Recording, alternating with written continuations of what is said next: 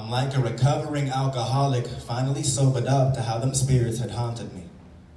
Conscious to what all of these broken relationships had taught me, love is daunting, it don't matter the context. I was 13 watching my mama being beat. She was powerless to stop it. I was watching, so studious, gleaming my role for the future.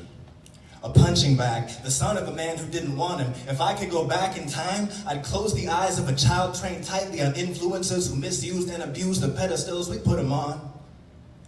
When we were just kids, we'd run around trying to insulate ourselves from reality. And when the sun went down, we'd dream of being anywhere and everywhere but here. Anywhere and everywhere but here. Ain't hope such a fickle creature? You beckon it to come just a little nearer, and you grip it so tight like your life depends on it, 'cause your life depends on it. And then something happens, like your dad dies, and your friends abandon you because no longer are you the happy guy.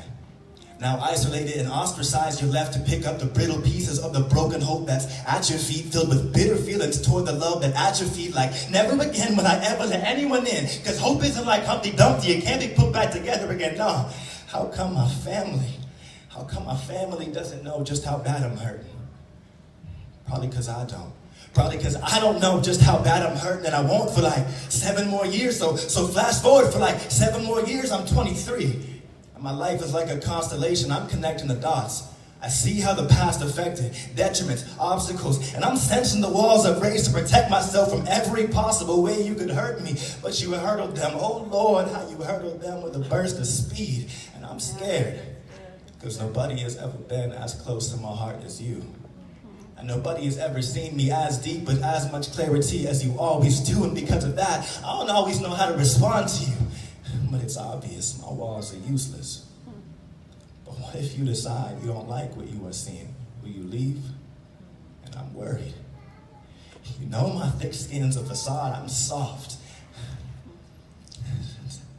It seems a forgotten dream better describes how I honor pain. I just hide the hurt, even from myself. Still, I cardiac transplant my heart to the page. I know I love you, and I know there's no one I'd rather have in my life than you. I'm just honestly scared. And when I'm scared, you can usually find me walking away, because the distance myself is always safe, and I'm a coward when it comes to love.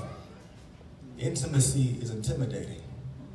The pitfalls of a heart's longing and your biggest fear being two sides of the same coin flipped in the air, and I can't call the results yet. But I've been stressing it to the point that I'm exhausted. I want it, and I want to chase it. But sometimes I feel like I'm in a self-inflicted stasis, and I don't know how to escape it. I think you know that about me. You don't hold it against me. You're so good to me. I want to be worth your love. That's why I work so hard. I break my back equating time to money, trying to purchase love. They tell me that ain't true love. You're a human being, not a human doing, but I'm still just trying to figure out, who are you, love?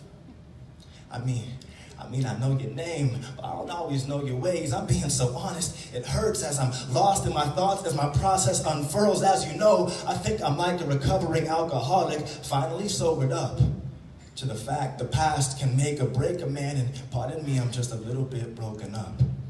But I'm healing.